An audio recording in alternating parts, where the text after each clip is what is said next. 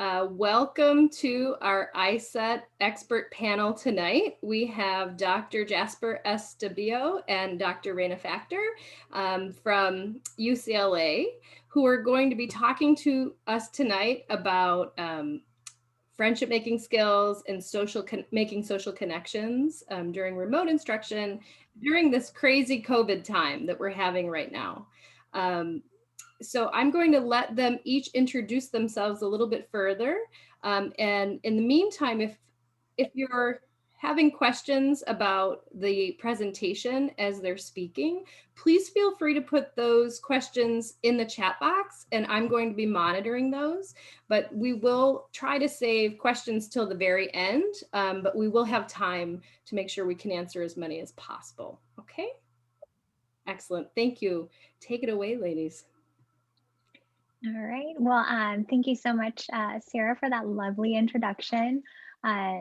We are so thrilled to be able to be here with you this afternoon on our end on the West Coast, but this evening for all of you in Maine.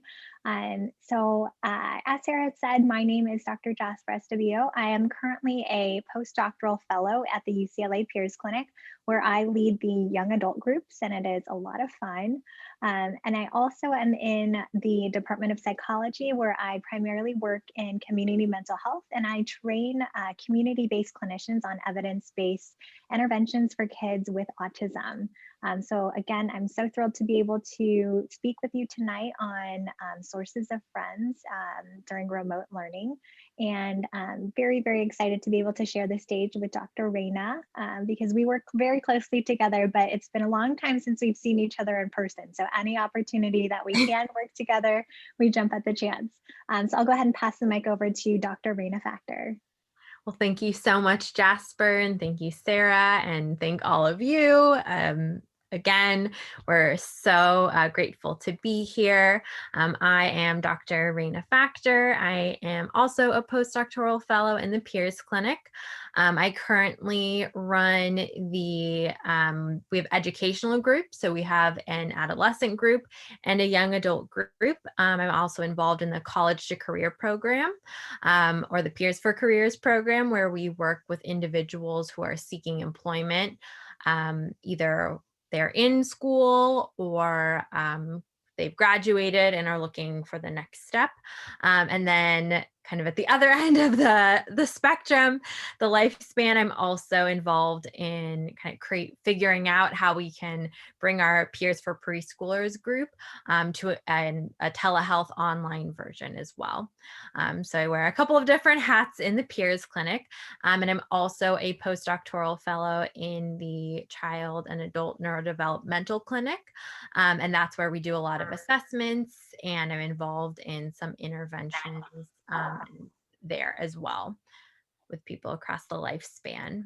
So both of us have definitely talked with our groups and individual patients as well about finding sources of friendships during this time of COVID for sure. Okay, so thank you, Raina. I'm going to go ahead and share my screen, and then we will get started with our lecture for today, which is on sources of friends during remote learning, focused on the UCLA Peers program. So I will go ahead and start us off. And we just did introduction. So actually, I'm going to go ahead and pass the mic over to Dr. Factor to begin us with our lecture today. Perfect. Thank you, Dr. Jasper. So this is just a disclosure statement. So there are manuals that are published on most of the versions of Peers. And so this is just saying that there are royalties that are received through some of the publishers. So that's Taylor and Francis and Wiley. And we do receive research funding through Autism Speaks, as well as NIH or the National Institutes of Health. Okay, so just to go over our objectives for today, and as Sarah mentioned, we will absolutely leave some time at the end for questions. We love to hear questions, to answer questions. So definitely, if you have them, put them in the chat, and we will talk about them. So first, we're going to touch on how do school-age children and teens really find sources of friends who share common interests, especially when they're in face-to-face gatherings, and when those interactions are limited. We're also going to talk about how can youth plan get-togethers during social distancing, because that can be a little bit difficult. We have some great ideas for that. What are some of the common activities for online get-togethers? And also, how can providers and teachers promote engagement with youth during sessions or instruction? So again, just an overview of what we'll be talking about today. We'll be talking about the importance of improving friendships, consequences of peer rejection, overview of the peers curriculum, and then really focusing on the peers intervention and focusing on the online strategies. We'll be talking about finding sources of friends during COVID, starting conversations online, joining conversations, and getting together with friends during COVID-19. And then we'll provide resources as well. Okay, so to start off, we think of a lot of the individuals who we work with, they kind of fall into two categories. So there are the peer rejected individuals, and those are the children or adolescents who kind of want to be accepted. So they experience a lot of teasing, bullying, bad reputations. They kind of actively seek out peers. And these are individuals with autism, ADHD, so mood disorders, or impulse control difficulties. And the other group, they're socially neglected youth. And so these are children who are more, or adolescents who are more isolated, withdrawn. They're often kind of ignored or unnoticed. They like to kind of go be unseen. And they really try to avoid those peer interactions. So those are also children or adolescents with autism, a lot of individuals with anxiety, depression, and internalizing disorders. And having peer rejection, especially during adolescence, can have some long-term consequences. So it can lead to depression, anxiety, loneliness, low self-esteem, substance abuse, really poor academic performance, early withdrawal from school, because sometimes these are the individuals who say, I don't want to be in school anymore. They often are homeschooled. Sometimes they actually prefer kind of the remote or online learning that's happening right now. And they also experience increased rates of suicidal ideation, so those suicidal thoughts and attempts as well. And so this is just a breakdown of those categories of peer acceptance. So you can see the kind of average. So most people are in that category. So about 55% of adolescents. And then in terms of kind of the popular crowd, the peer rejected crowd, and the socially neglected crowd, who we both talked about them previously, they're all about 15%. So you can see kind of how that breaks down and really why it's important to focus on these individuals. And so thinking about that, that brings us to why target friendships. Well, obviously, we know that friendships are really important. So having one or two close friends can actually predict later adjustment in life. And it can help kind of buffer the impact of some of those more stressful life events.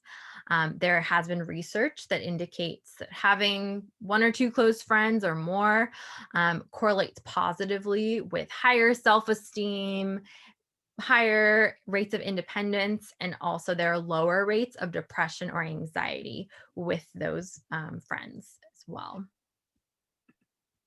Okay, so then this leads us to the background about peers. So as Dr. Rena had said, there's a lot of importance in teaching youth, and especially autistic youth, on these specific social skills.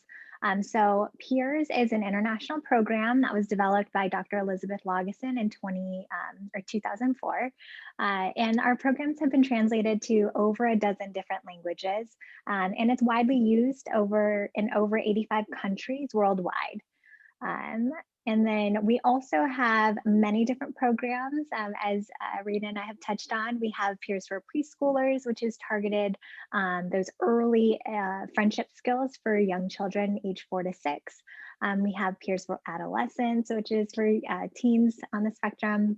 And then Peers for Young Adults, which is really focused on relationship and friendship skills for individuals with autism who are 18 and above. We also have several programs that are in the research phase. Peers for Careers, which Raina had mentioned she's working on. Peers for Dating, which I am thrilled to say that we are starting this January. So I'll be working on those groups. And then we also have Peers L-DOPA, which is a medication that is going to be added to some of our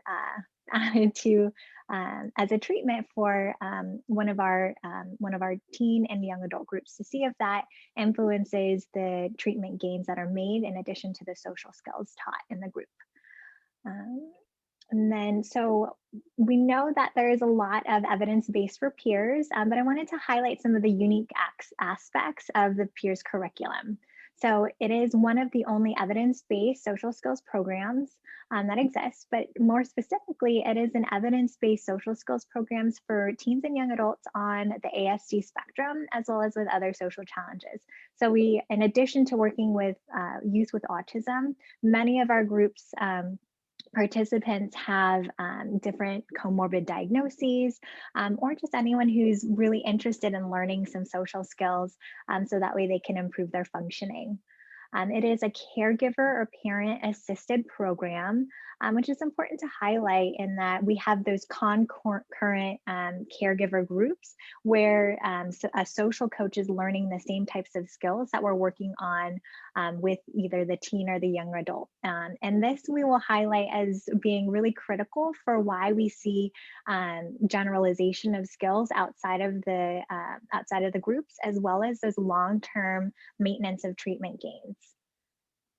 We also only teach what we call ecologically valid skills. And so we teach rules and steps that are followed by socially successful people. So if we remember back to that little pie chart that Raina went over, so we focus on the skills that those who are socially successful, so maybe the average or the popular people, what are they doing out in the wild, right? We want to focus on what do people really do in real life, and really harness the power of the skills that people are doing who may be more socially savvy. Our curriculum is also cross-culturally adapted across the globe, which is very exciting. We have 7 scientific papers published outside of the US. And so we can see a few different manuals here on this screen in terms that are related to our cross-cultural adaptations. So our targeted social skills include friendship and romantic relationship skills, such as finding and choosing good friends, finding and choosing appropriate romantic partners, which we target in the young adult curriculum, conversational skills, starting and entering conversations, which Dr. Factor and I will be going over today, exiting conversations, electronic communication, appropriate use of humor, how to have a get together, which we'll also touch on today, good sportsmanship for our teens, as well as dating etiquette for our adults. So things like how do you let somebody know that you like them? How do you ask somebody out on a date? How to organize and plan a date, as well as some general dating do's and don'ts. We also have managing conflict and rejection skills, right? So in tandem with those social skills and pro-social skills, we want to know how to manage conflict and rejection, because those are real things that we need to know how to do. And so we cover dating etiquette, and again, with our young adults. So how to take no for an answer, handling that rejection, how to politely turn somebody down for a date, as well as handling unwanted dating pressure. We have curriculum on how to handle disagreements, which is quite frankly one of my favorite lessons to teach because it's so relevant to everyone.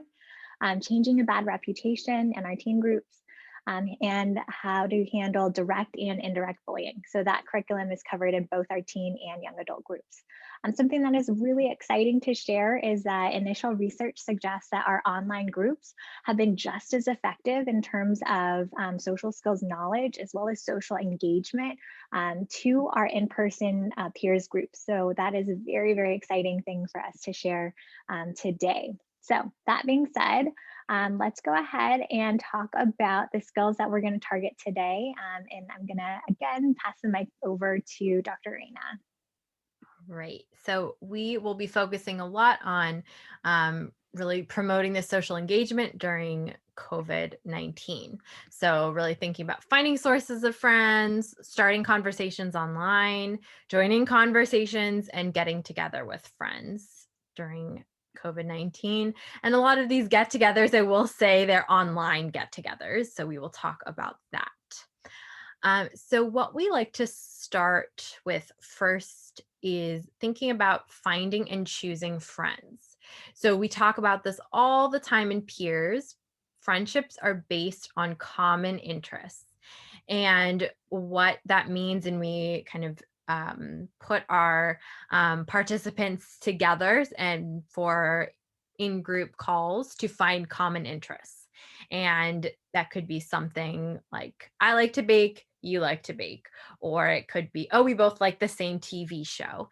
And that's something that they can really build a friendship off of. The second thing to keep in mind is that people often affiliate with specific peer groups or crowds based on their interests, and we talk a lot about that. And this is really important to kind of have that group around you because that provides a source of friends. Finding potential friends with common interests is more of a possibility if you have kind of a group of friends who you're around. And it also protects individuals from individual bullying because there is strength in numbers. So if you have more people around you, then there's less of a likelihood that you will be kind of individually bullied, which is an experience that a lot of our participants have gone through. So finding sources of friends during COVID-19. Where do you find these potential sources of friends? So we talk a lot about different options. So one of the great options is OutSchool. And I don't know, some of you might be familiar with OutSchool. It is a great kind of platform that provides a lot of different groups from K to 12. They have some traditional subjects like math and writing, language arts. They also have pop culture topics like Dungeons and Dragons, Wings of Fire, Stranger Things. They have STEM classes. They have some enrichment activities. I know one young adult was interested in kind of learning how to play the guitar, and they had a class for that. So this is a really great resource, and you can go online and kind of see what they are offering at that time. Okay. So this is something that we talk about in all of our groups. So starting and joining conversations, this is huge. So when we think about what most young people are told to do to meet new friends, oftentimes they're told, and I'm sure at some point we were all told this, just go up and introduce yourself, just say hi. And usually, does that work? Probably not. And I'm getting the thumbs up, thumbs down, because that's what we do a lot in our groups. Yeah, so that doesn't work. And so we show these role plays. And so we have some of them here. So this is an example of starting an in-person conversation, an individual conversation in person, and a bad example. So if Jasper, you want to play And this? then Raina, go ahead and give me a thumbs up if we can hear the audio. Just want to make sure.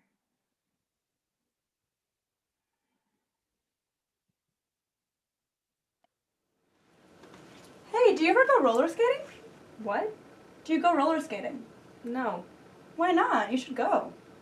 Okay. It's really fun. I go like every weekend. Sweet. There's this new skate park that just opened up. I'm trying to watch something right now, so. Oh, well, I'm just saying. It's really fun. They have like a student night every Thursday. Cool. You should definitely go. Okay. Okay. And so we ask our young adults or adolescents these perspective taking questions after all of these role plays. For the sake of time, I won't ask all of you these questions, but just a thumbs up or thumbs down. Did it seem like that person would want to talk to Alina, so the blonde girl again? What do you all think? Probably not. So that wasn't a great interaction. And so what we do is we provide kind of these steps to follow. So the first one is to casually look over. The second one is to use a prop. So that can be your phone. The third is find a common interest. The fourth one is mention the common interest. And you can do this by making a comment, asking a question, giving a compliment. And we use, and I will say also for a lot of these things, and you could probably tell from some of these slides, we kind of use the Socratic method where we like to have all of our participants generate the answers, and this kind of keeps them more engaged. And we have found that it's really helpful to give them kind of a set of instructions to follow and a set steps that they go through. The next one is to trade information. The next one is assessing interests. And we go over this a lot. So in thinking about, okay, is the person looking at you, facing you, talking to you? Are they giving you one-word answers, or are they asking you questions back, giving long answers? So some of those things we really touch on. And then at the end, you can introduce yourself. So instead of starting off with that, if I just said, hi, my name's Raina. Oh yeah, you like this? I saw that on your shirt. I like that too. That might feel a little bit more awkward if we have a conversation first. And then at the end, I say, oh, by the way, my name's Raina. So we have a good role play here. So Jasper, if you'll play this one.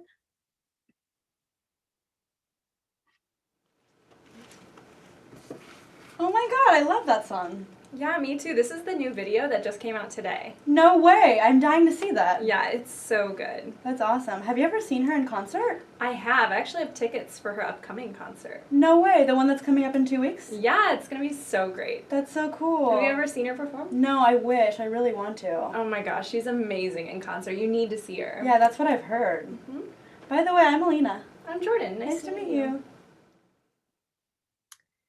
All right. So again, I won't ask these questions, but thumbs up or thumbs down or head shakes. Did that seem like a more natural interaction? That she was entering that conversation, joining with her? Yeah. All right. And so our next role plays, we talk about entering individual conversations online. So a lot of the rules are the same, they're just a little bit different. So we'll start with this role play and think about what Alina is doing wrong here.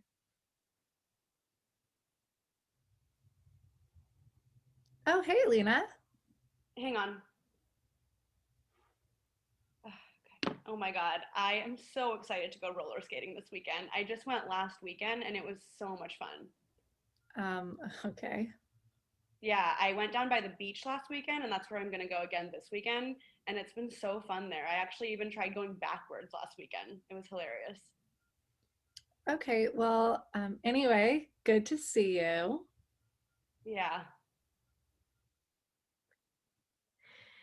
So for that one, again, we have those perspective taking questions. And I think this is really relevant because a lot of us are having our conversations on Zoom right now. And so we ask our participants, okay, what are some of these social errors? And pretty quickly they pick up on the fact that she didn't even say hi, didn't introduce herself or say, oh, it's nice to see you. She was still on her phone.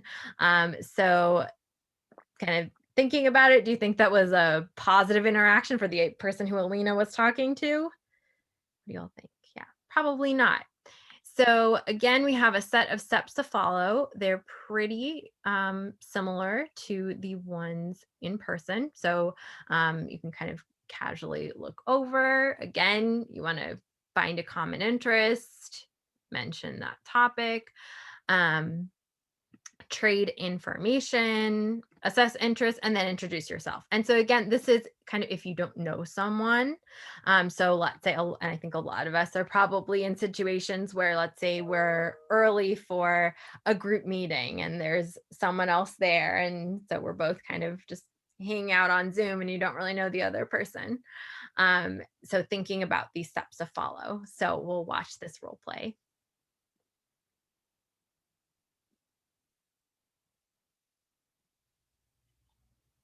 Hi, Elizabeth. Hey, How are you? I'm doing well. How about yourself? I'm good. Is this still a good time for you to chat? Yeah, this time's perfect. Awesome. Well, I was hoping that we could talk more and plan the next library meetup. Okay, sounds great. Awesome.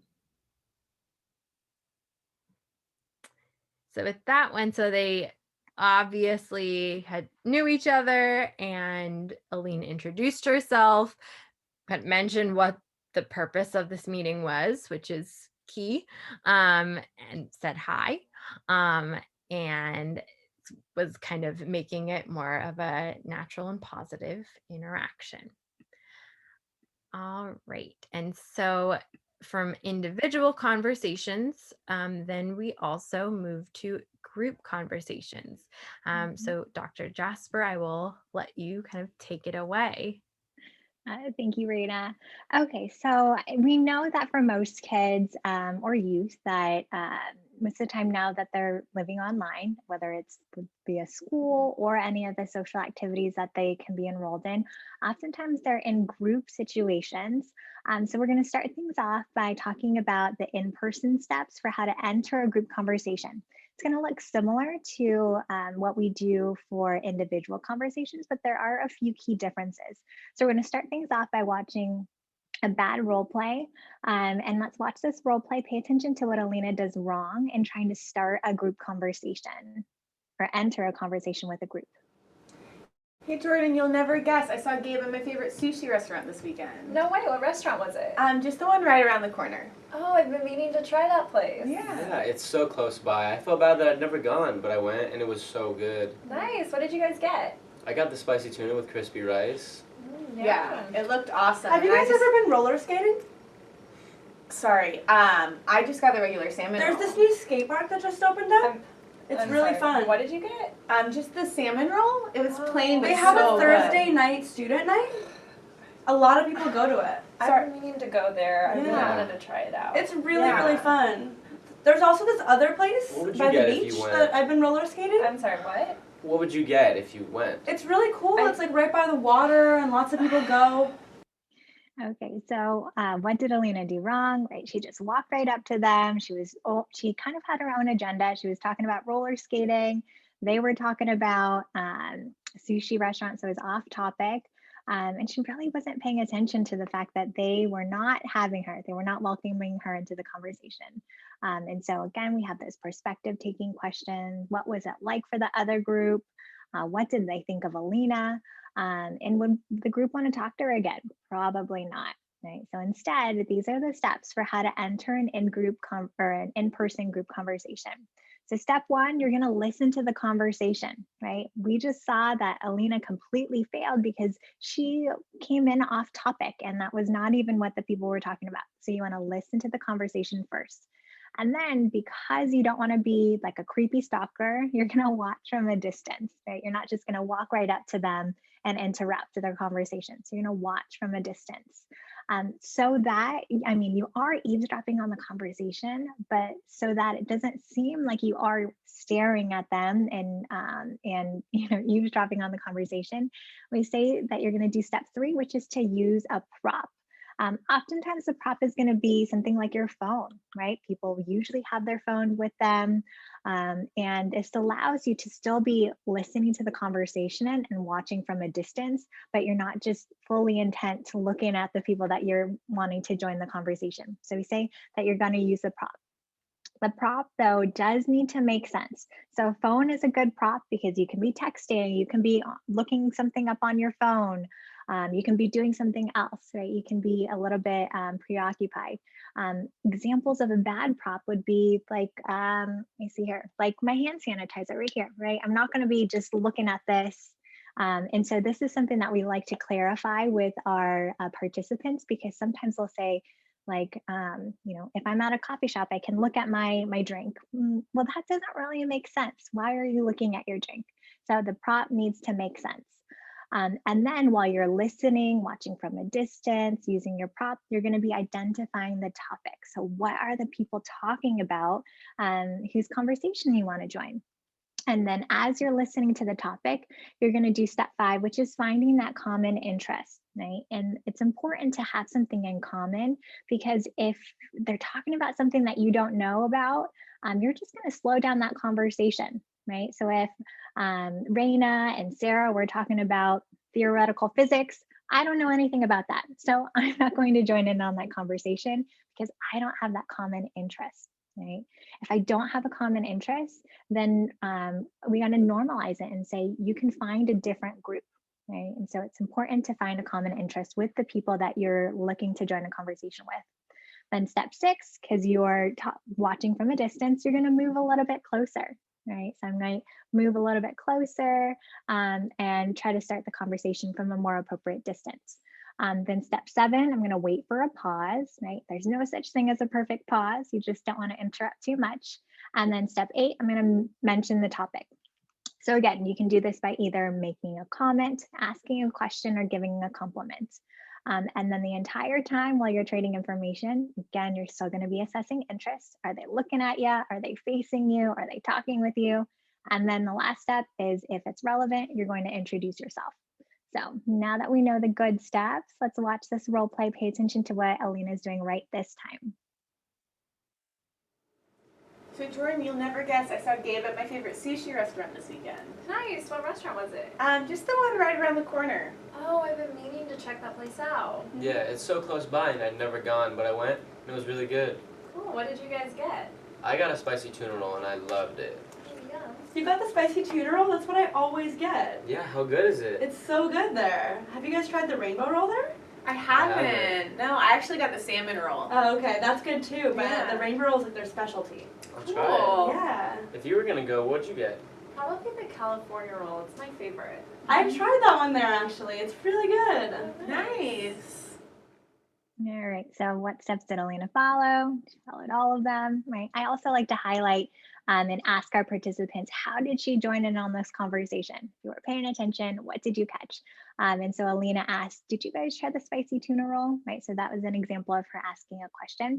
Making a comment might be something like, oh, that sushi restaurant over there, I've been there before.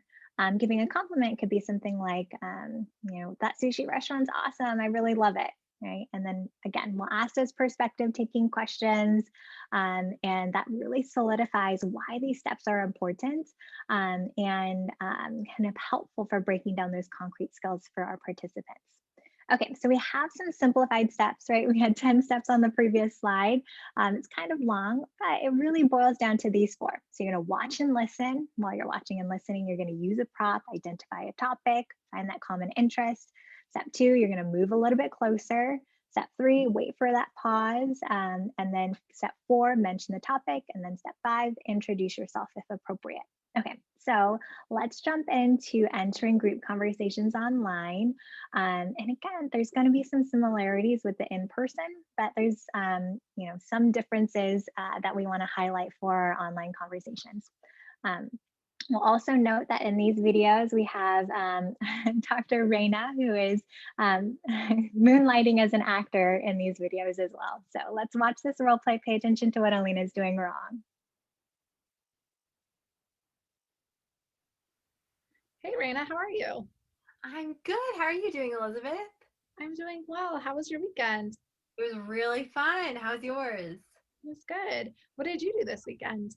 I went on this really cool hike. Oh my god, my mom keeps texting me about salsa dancing. She won't stop. It's so ridiculous. She literally asks me every 5 minutes if I want to go on a lesson, and I keep telling her no. Okay, so what did Alina do wrong? She, again, very similar to the in-person group conversation, she just came in off topic, interrupted their conversation, right? And so instead, we're going to have them follow these steps for appropriately joining group conversations online. You're still going to watch and listen, right? You're going to identify that topic, find a common interest.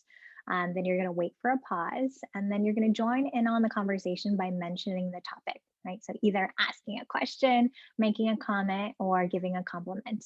And then the last step, if appropriate or relevant, then you're going to introduce yourself, right? And so again, the things that we like to highlight are what's different online versus in person, right? I'm not going to be moving closer, right? That's not appropriate. Don't need to do that online. And there's no need for, kind of using a prop, right? I don't really need to use my prop when I'm about to join in on an online conversation. So let's watch this next role play. Pay attention to what Alina is doing right and joining the group conversation online this time. Hey, Raina, how are you? I'm good. How are you doing, Elizabeth? I'm doing well. How was your weekend? It was really fun. Really? What did you do? I went on this awesome hike. Oh, cool. Where? It's called Point Magoo, right on the coast. You went to Point Magoo? I've been meaning to go there for so long. Oh, yeah, you totally should. It's a very beautiful hike. Yeah. Okay, so what did Alina do right in joining this conversation? Right, she watched and listened. She joined in on topic, right, and she waited for a pause, right, and so that was much, much better this time. And then again, we'll jump into the perspective taking questions. What was that like for the others? What did they think of Alina? Would they want to talk to her again? Yeah, absolutely. Okay, so let's get into some more of our content for today, switching gears from conversations to actually having get-togethers with friends, right? Lots of us are curious. We're wanting to know how to do this ourselves. And so our questions are, how do you develop these close, meaningful friendships? Once we've given them these conversation skills, that's not it, right? In order to develop more deeper, more meaningful relationships with others, you actually got to hang out with them. And so we want them to have these skills and how to have get-togethers. So we're also going to think about how we can organize these get-togethers with friends during the pandemic. And so online get-togethers are actually happening during remote learning. And so we are seeing from our teen groups as well as our young adult groups that a lot has been done in efforts to support social activities and get-togethers.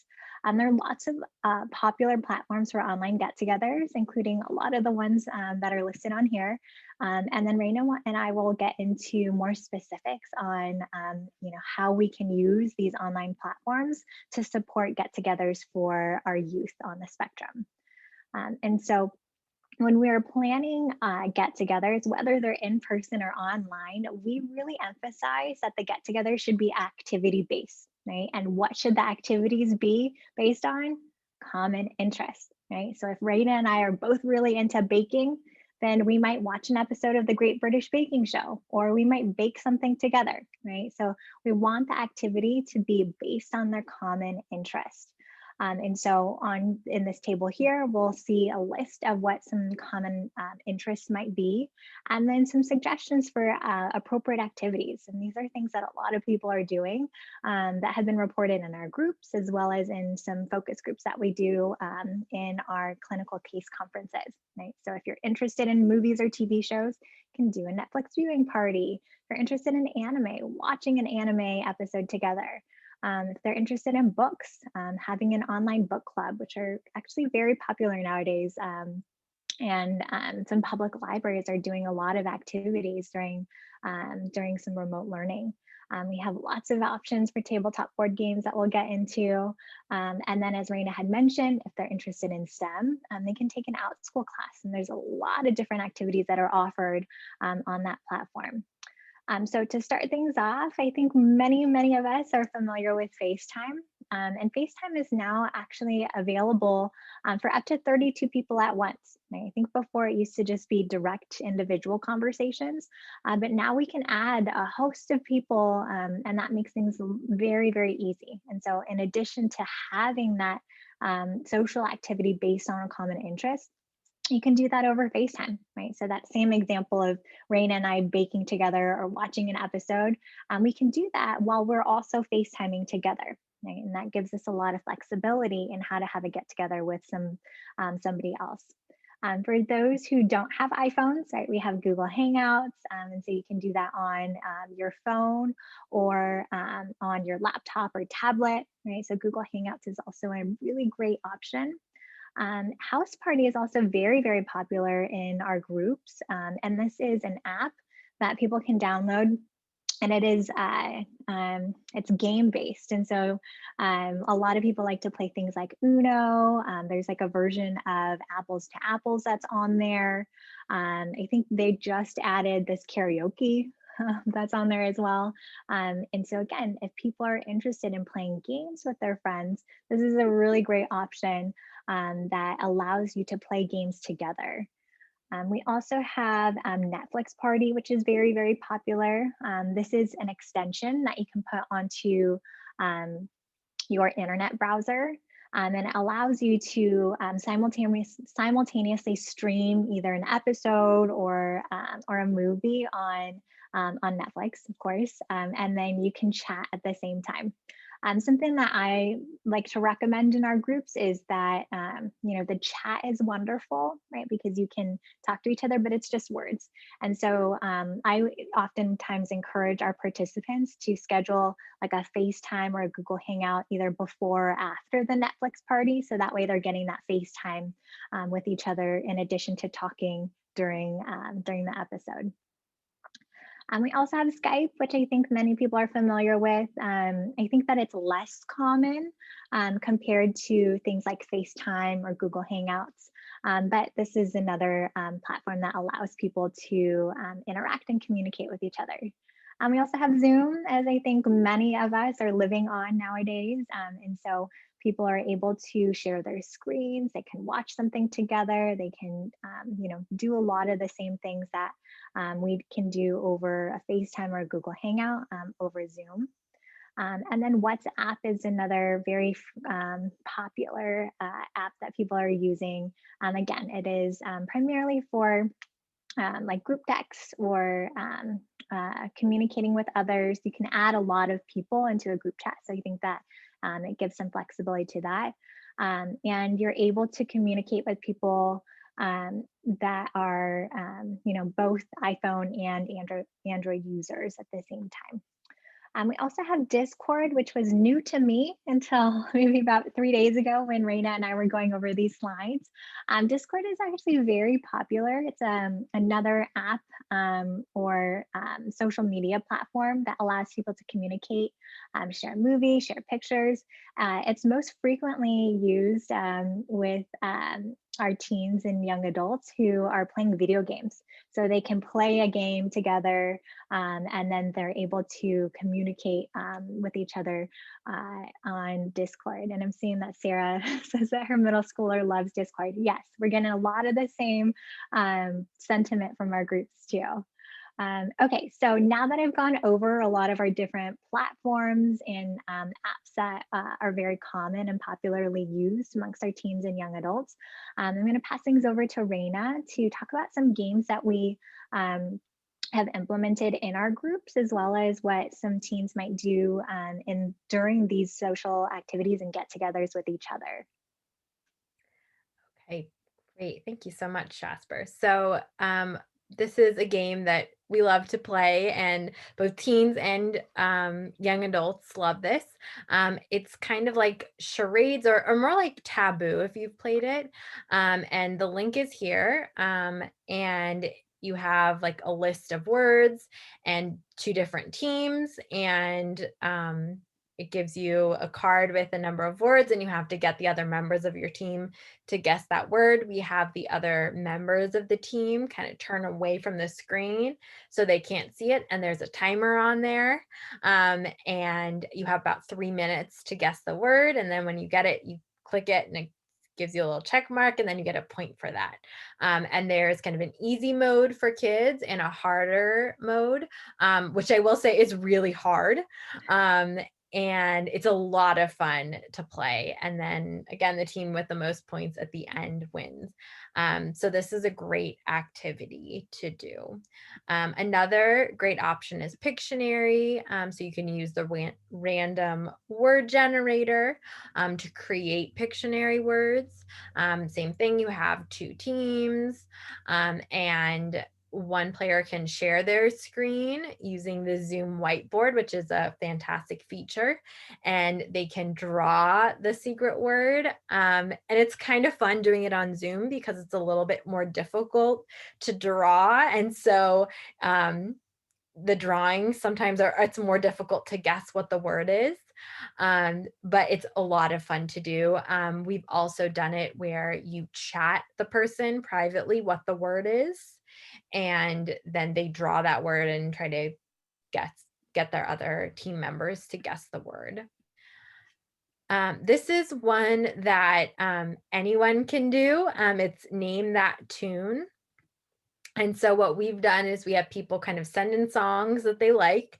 We create often a Spotify playlist, and we play a little bit of the song, and then the first person to raise their hand, they can guess the title of the song and the band or musician, and they can get 2 points or 1 point for guessing either one of them. And it's a lot of fun, and it's great to see kind of what the playlist looks like. And this is a really fun game that you can do with anyone, and with large groups, it's really nice because it just people raise their hand, and so it's not everyone talking at the same time. So it's a lot of fun. And then finally, we have a Guess Who version. So again, the clue giver will be given the name of a famous person through the chat function. And each person takes a turn asking the clue giver questions, and they try to guess who the famous person is. We do have a list of famous people. I'm not sure that it's on here, but we can definitely send that just so you don't have to kind of generate your own list. And then if people think that they know who the person is, they can raise their hand to guess who it is. So it isn't exactly like Guess Who where you kind of knock down the pieces, but it's the same idea of guessing who the person is. So these are a lot of fun games, and what we often do is we'll play them at the end of a group session. And it's a lot of fun, I think, for all age groups to be able to do that. And they've worked really hard, paid attention to the lesson, answered questions, and they have some time to play some of these games.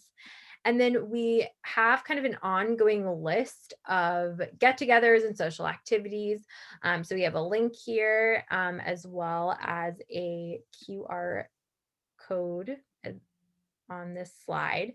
And so again, we're always kind of updating this.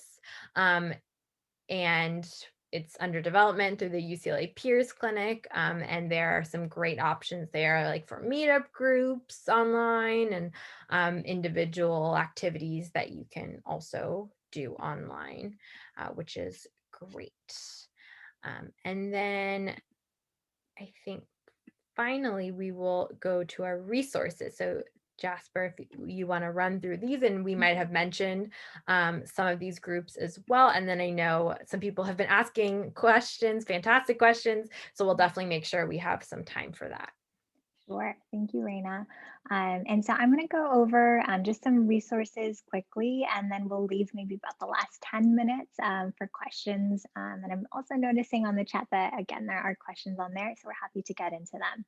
And so the first thing that we wanted to share is that we are running our adolescent groups over telehealth. We actually do have, we're very lucky to be able to offer services and kind of expand them beyond people who are able to come to the UCLA campus on a weekly basis for 16 weeks. And so we are currently enrolling for our adolescent teen groups, and those are Wednesday evenings. We also have our young adult groups. And so if you have any young adults who are 18 and older who are interested in learning some social skills and some dating skills, you're welcome to join me on Monday evenings. And then we have our educational classes, which are led by Dr. Reina, and these are for both teens and young adults. And so we have the separate groups for them, and we have the optional dating sessions for anyone who is interested in enrolling in those groups on Tuesday evenings. We also have our Peers Virtual Boot Camp. And so this is for people who are unable to attend those 16 weeks of a full group. And so the Peers Virtual Boot Camp is essentially all of our content covered in Peers. It's 35 episodes. You're able to go at your own pace, and it is available on our Peers YouTube channel, and access never expires. And so this is a really nice option for people who may not be able to commit to a 16-week group. We also have Peers for Careers, which Dr. Reina had mentioned, and this is our college to career transition program. It's a 20-week program for college students on the spectrum, and we're seeing these individuals on Thursday evenings. This is a really wonderful group for individuals who are really interested in looking and learning those vocational as well as job soft skills. And so we're really excited to be offering that group on Thursdays. And then, as we had mentioned, we have Peers for Dating, which will start in February. We are currently doing intakes for these groups. And so it's a 16-week program that is focused exclusively on dating skills for young adults on the spectrum.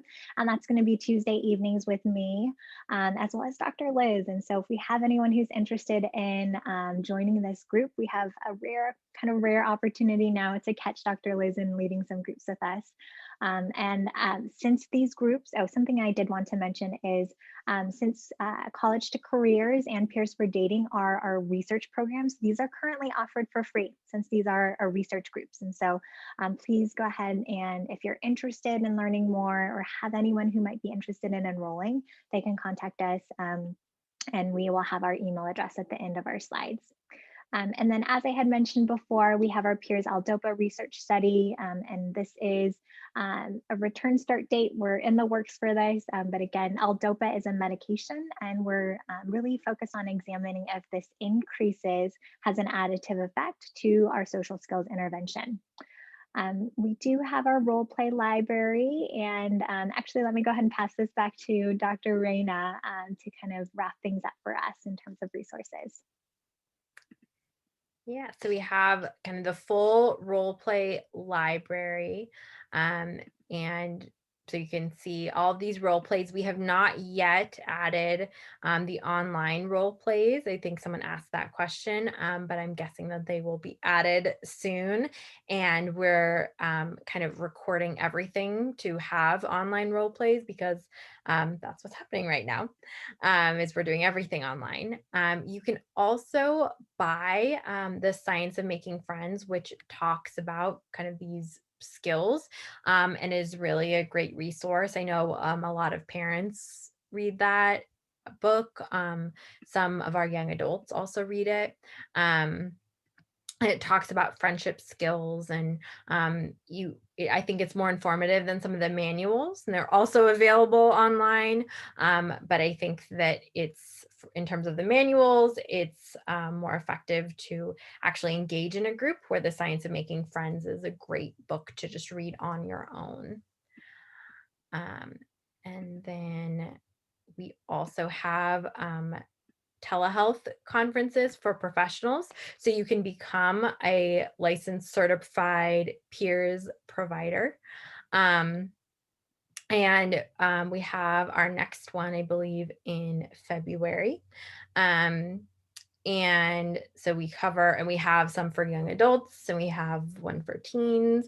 And so we talk about kind of everything that goes into it in the social coaching group as well, which we didn't touch on that much, but that's the group that parents are often in, or caregivers, and really talk about the core deficits of ASD and how we address them. And then we also have our next telehealth conference for Adolescence in April. And so these are opportunities. You can definitely sign up for them. I think our last training, we had like 300 people from all over the world. There are some people who were in the middle of the night, and they were in this training, which was pretty awesome. And that is one of the great things about doing everything online. And so it talks about kind of this kind of how to lead peers for adolescent groups. And then we have a training for our school-based program as well. And this next one is in June. And as of now, these are all scheduled to be online. Previously, they were held in person. I don't think there are any plans to go back to doing them in person right now. But this is a teacher facilitated curriculum that can be applied in the classroom. And so it talks about that. And these are led by either Dr. Liz or Dr. Shannon Bates, who's a wonderful leader of, I think, the social coaching groups for almost all of the peers groups. So they're great experiences. And then just quickly, we want to acknowledge all of the people who have helped with this group. We have a wonderful team of research collaborators and coordinators, research assistants, administrative support, and where we get funding and support from. We're so grateful for that. And then on the last slide, as Jasper mentioned, our email is on there as well as our phone number. And you can follow us on Facebook, Twitter, Instagram, all of those options. So with that, and I know we only have a couple minutes left, but we're happy to stick around. We can answer any questions. So thank you all. We do have quite a few questions that are coming up in the text. Yeah. The most recent one was, what is the cost of the UCLA certified provider training? Do you know offhand? Oh, that's a great question. Because I know what it was for the in-person ones, but I'm not sure what the cost is for the telehealth ones. That is a great question. You would think that Raina and I would know offhand, Yeah. but I will say that my response is to email the peers clinic at ucla.edu email address, and then our wonderful coordinators will be able to provide that information. And yes, so as of right now, I'm not sure, but our coordinators will be able to share. Okay, perfect. And then another question was, are the telehealth groups that you're recruiting for right now only open to participants in California, or are they national? They are national. We have been expanding. And so I currently have some young adults that are in Vermont. Many are in the East Coast. Really, it boils down to being able to, depending on kind of state licensure. And so depending on your state, so we'll just look into like if there's any issues with the Board of Psychology for seeing any clients in Maine. But I think during the pandemic, there have been a lot of kind of easing up of restrictions in terms of being able to get a short-term license and providing care outside of California. And so I think both Raina and I have a lot of participants that are right now, that we're able to see that otherwise we wouldn't even be able to. And something that I say often is that nobody wants to come to UCLA Monday evenings at 4 o'clock. Like that takes 2 hours just to get across town. And so luckily I'm able to see some patients that are, 3 hours ahead of me. And it's really lovely to be able to provide that service to them. Right. And here in Maine, myself as a certified peers provider, I'm collaborating with the Maine Division of Voc Rehabilitation to run research study to offer the peers as part of a pre-employment transition skill. So I know it depending on in your state, there you should go to the peers website because there have been many certified providers trained throughout the US, hundreds throughout the world, thousands even, so see if there's anybody in your local area who could help too. But yep, the ones at UCLA are all national. And then people are asking about the PowerPoint slides. I will share with them the Dropbox link that you sent me. Because of the embedded videos, it's quite a large file, but I will send that with a copy of our recording to anybody who's registered, and you wouldn't be here if you weren't registered. So I have your emails and I'll send those out to you. Another question was, the dating curriculum, is it the same as what's in the Peers for Young Adult manual, or is the 16-week program expand more about that? It's expanding more. We're actually still working on it, and Dr. Liz is still developing the curriculum right now, because right now we cover 4 sessions on dating, letting somebody know you like them, how to ask somebody out on a date, how to go on a date, and then dating do's and don'ts. And then now for our 16-week program, we're going to focus a lot more on things like online dating, right? A lot of people now are on apps and different things like that, focused on more deeper relationship type skills, dating things. And so there's going to be a lot more in-depth curriculum for the dating group. Okay. And then somebody is asking if it's okay for them to share the PowerPoint with the teachers in their district and throughout their area. If I share the link with them, can they then share it with their colleagues? Raina, do you anticipate any questions? I think for the PowerPoint. Can through the PowerPoint. And I know like all the videos are available online to anyone. I don't think that there are any Okay, I issues. just thought I'd double check before I. Absolutely. I don't think so. Okay. And then the same. telehealth videos that you showed today, are those also on the website in the bank of videos? Or are those still being developed? The ones that you showed with the Zoom boxes? Those are still being developed. Yes. Will they eventually be uploaded? I think they will be. Okay. Yes.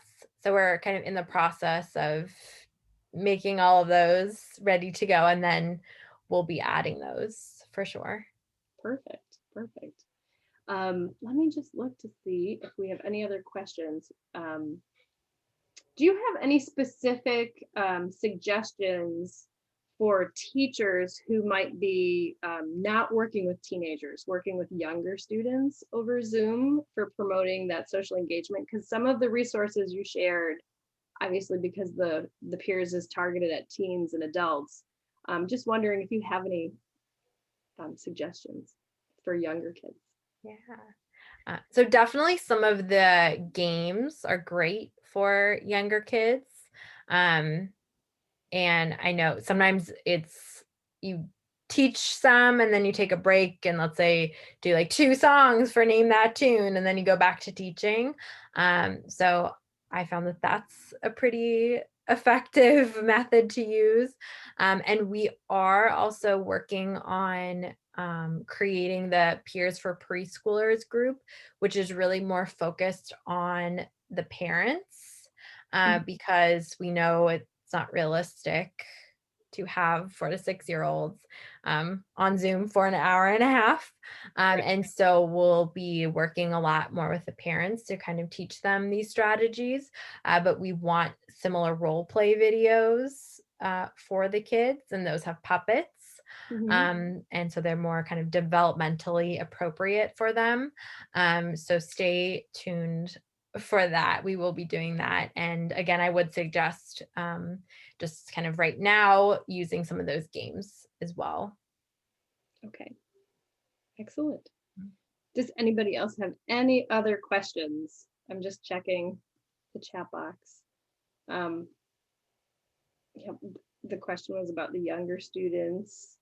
I think that's about it. Oh wait, hold on, there's one more. Just thank you. Just thank you. And again, on behalf of the Council for Exceptional Children Innovations and Special Education Technology Division, thank you for your time too. This has definitely been a challenging semester for teachers, for families, all of us. So I hope you enjoy the rest of the year. And I hope, I wish you well with your new research studies. I can't wait to hear all about them. A little bit of a Peers fangirl myself. So thanks again. All right. Thank you so much.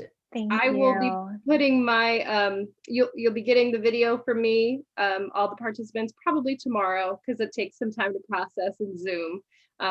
and I'm going to go have dinner with my family.